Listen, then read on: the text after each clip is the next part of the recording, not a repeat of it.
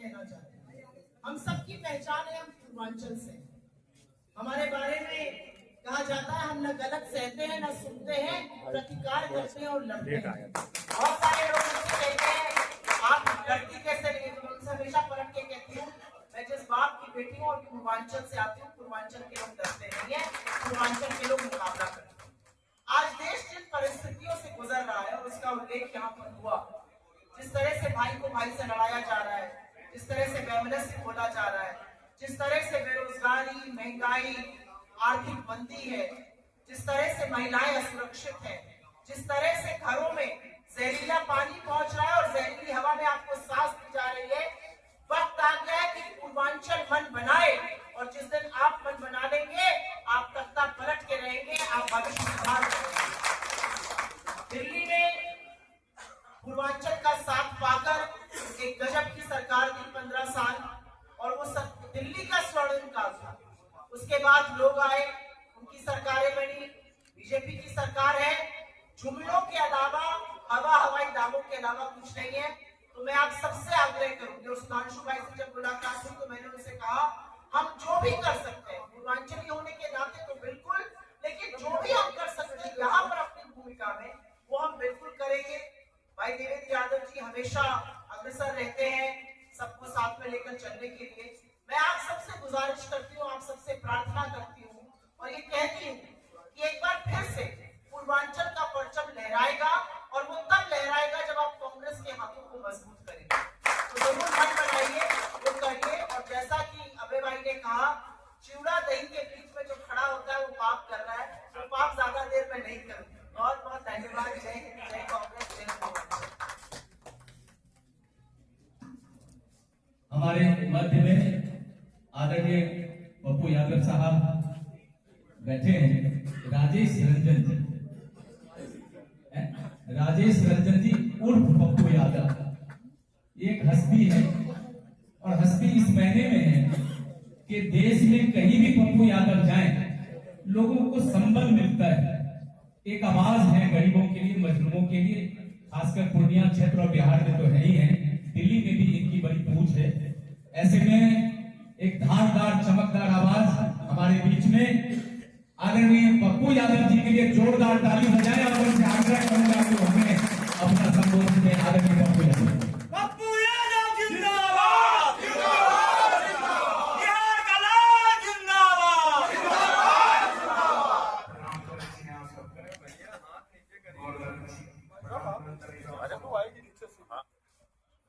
आपका आ रहा, हमारा नहीं आ रहा भाई। एक परिवार के लोग जो बैठे हैं, हम सबके राष्ट्रीय पर्व का संबोधन करना किया बड़ा प्रखर नेता चाहिए। अपन व्यक्ति शायद कांग्रेस या कांग्रेस के पहले अच्छा शब्द के चयन कर और कांग्रेस की जो मूल विचारधारा है उनका जीवन दर्शन, यहाँ सामाजिक और मानवीय अग्रणी की गरीबा की आवाज देवेंद्र जी और सभी सम्मानित यहाँ प्रवक्ता अन्य लोग कांग्रेस की जीवन दर्शन से जुड़ा है।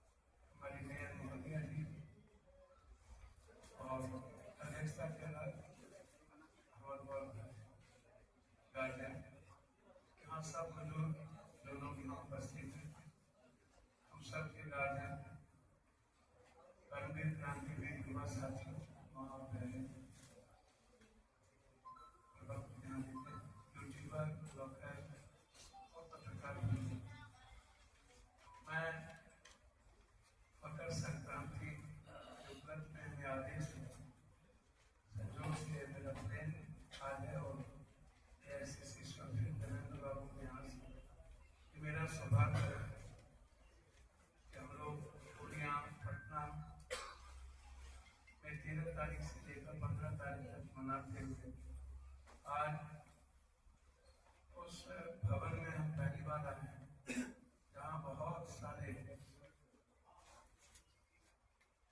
कांग्रेस और दिल्ली के निर्माण में जिनकी भूमिका विराट है, ऐसे लोग सुशोभित भी हैं, राजनगर भी यहाँ उपस्थित हैं।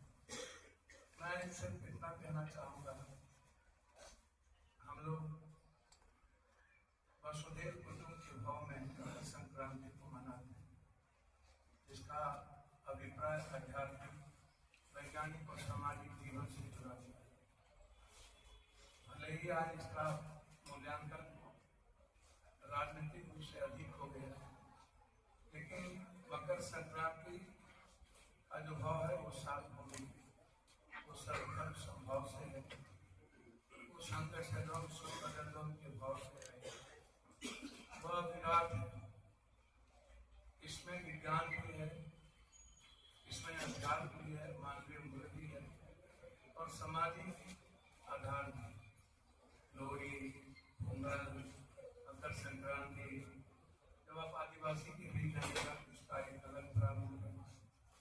कई अनेक दर्शन, इसका धार्मिक मूल्यांकन नहीं है, इसका कंप्लीट वैज्ञानिक और आध्यात्मिक कहते हैं लोग कि जहाँ विज्ञान खत्म होता है वहीं से अध्यात्म की शुरुआत होती है। ये जीवन का हम सब परंपराओं में है और परंपरा के मुताबिक हम सब पर्व को मनाते हैं। मेरा मानना है दुनिया में जितने भी पर्व होते हैं उसका दर्शन ही अध्यात्म मानवीय मूल्य का है। चाहे आप तिल खाते हो, तिल उस जमाने में जब कपड़े नहीं होते थे तो माँ गर्मी के कारण तिल का जीवन में हमारे तिल का खाना है। तिल बहुत गर्म होता है। बाद में धीरे धीरे गुड़ का मिश्रण हुआ, गुड़ की तासीर बहुत गर्म होती है तो उसका समावेश हमारे जीवन में मिठास लाया। फिर धीरे धीरे समाज बढ़ता गया तो चूड़ा का भाव आ गया। तो ये सात्विकता से भी जुड़ा हुआ है। हम बिना किसी राजनीतिक बात के, हमारे नेता ने बात आपसे कांग्रेस की कही, देवेंद्र बाबू ने आपसे बात करी, मैं सिर्फ इतना कहूँगा कि हम सबको इस जाति धर्म के मजहब से निकलना तो ये जाति जहर है। हम हमेशा कहते हैं यदि कांग्रेस की जो विचारधारा है वो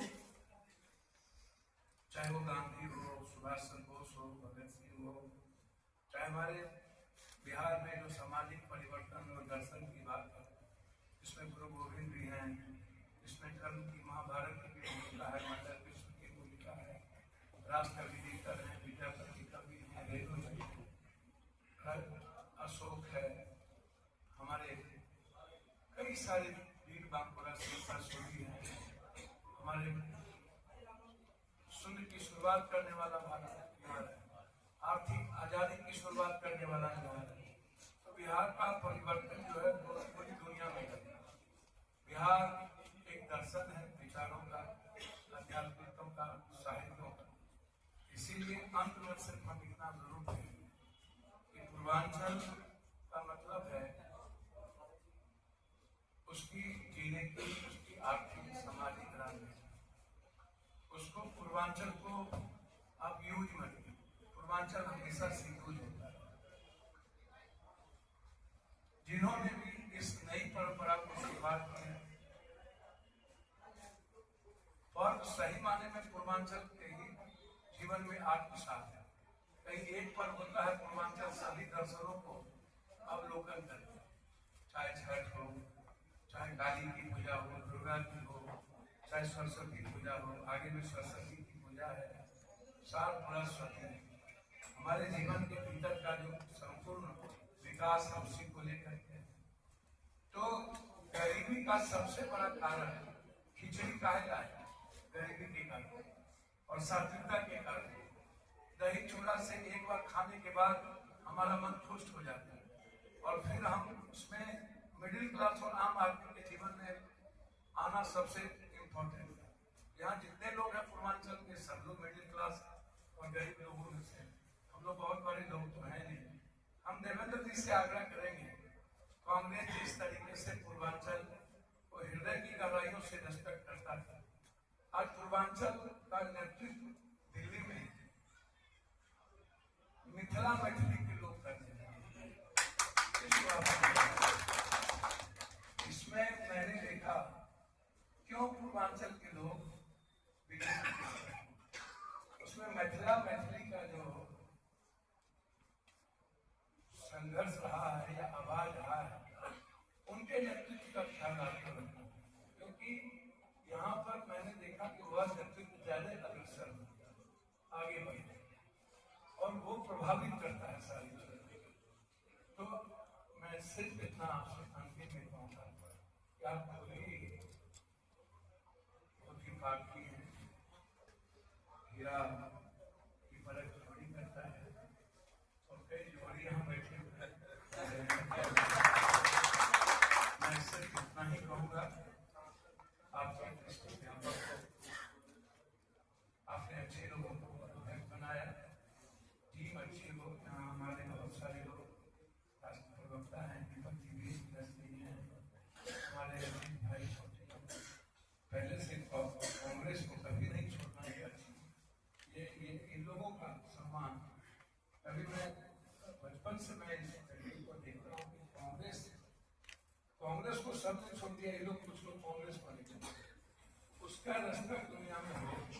मैं इन्हीं शब्दों के साथ आपका स्नेह और वात्सल प्रेम बना रहे हैं और थोड़ा सा आप सबको पूर्वांचल के लोगों में जो हिंदू मुसलमान का भाव थोड़ा भरा है, इसको हमें समझना पड़ेगा, जिसके कारण दूसरी बात पूर्वांचल के लोगों को अंतिम एक बात जरूर कहूँगा, ये जो दलित हैं, एबीसी हैं, ओबीसी हैं, उनके जीवन को कैसे बढ़ाया जाए और उनको कैसे प्रोटेक्ट किया जाए। जो बीजेपी सबसे बड़ा दुश्मन है दलित के, एससी के, अम्बेडकर वाले के, ओबीसी के, उसका सबसे बड़ा उदाहरण है कि नौकरी खत्म, आरक्षण खत्म नहीं कर पाया तो नौकरी खत्म, जिससे आरक्षण जैसे शब्दों का बात ही खत्म। दूसरा उदाहरण है कि उन्होंने जब संविधान खत्म नहीं कर पाया तो SIR और SIR के माध्यम से बिहार में 69 लाख लोगों का नाम काटना, जिसमें 78 आदमी भी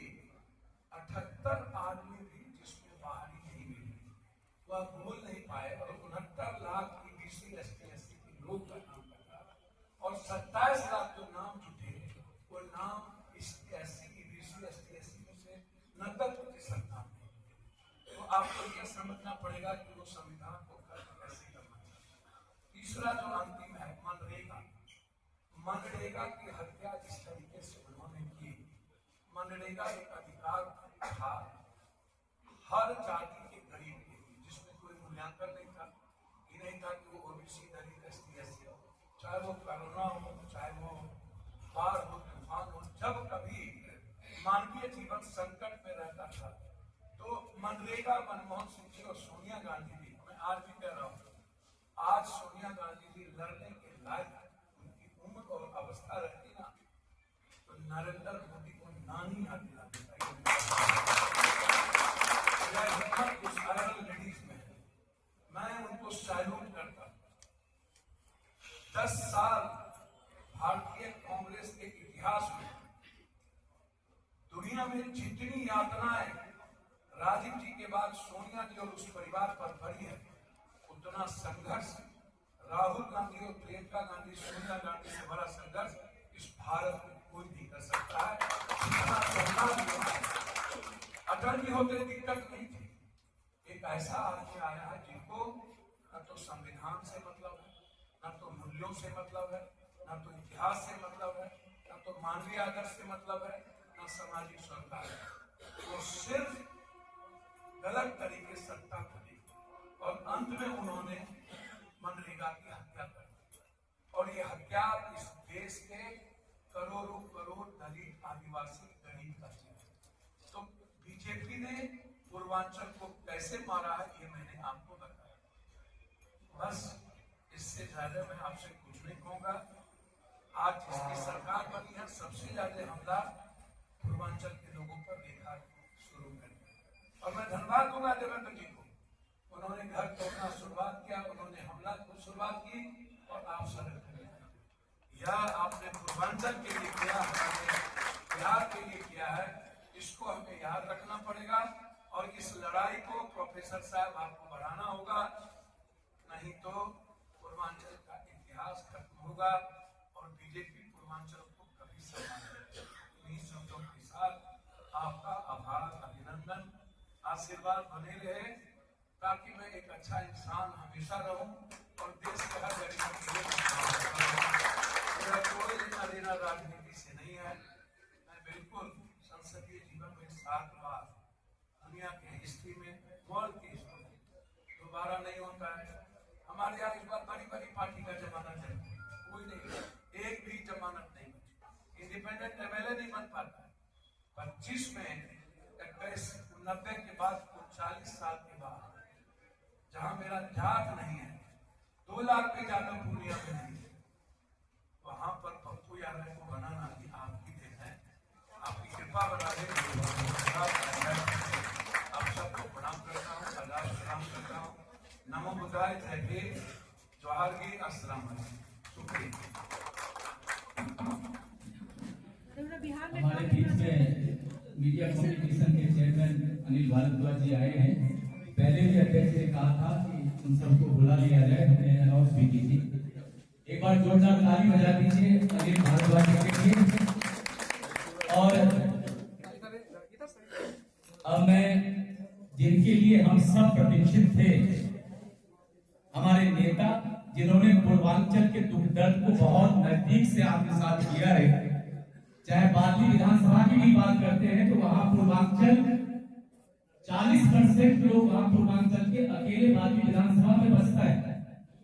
ऐसे में हमारे नेता आदरणीय देवेंद्र यादव जी ने जिस तरह से प्रोफेसर सुधांशु को चेयरमैन बनाने का काम किया है, क्योंकि इनकी सोच में रही कि ओबीसी, एससी, एसटी और माइनॉरिटी के लोगों को लेकर के हमें पूर्वांचल को आगे लेके जाना है, किसी के लिए कोई मनाही नहीं है।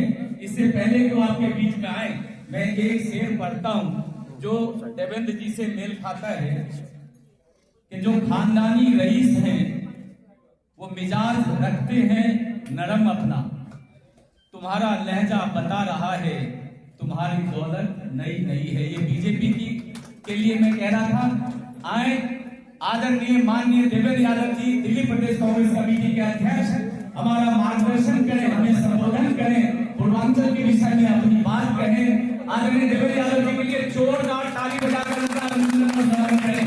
भाई देवेंद्र यादव जिंदाबाद, जिंदाबाद। धन्यवाद मिश्रा जी, बहुत धन्यवाद सुधांशु जी, और विशेष धन्यवाद हमारे ये जो इस तरफ महात्मा बैठे हैं, यहाँ से शुरू करें भाई पप्पू जी, आदरणीय श्री तेज जी, हमारे भाई पंजू जी, अजय जी, दीपक भाई, नीरज भाई, आप सब यहाँ आए उसके लिए दिल की गहराइयों से सबसे पहले आपका धन्यवाद।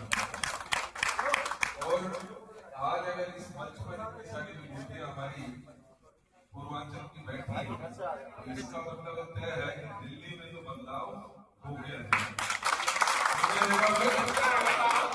आवाज आएगी कहां से हो जाएगा?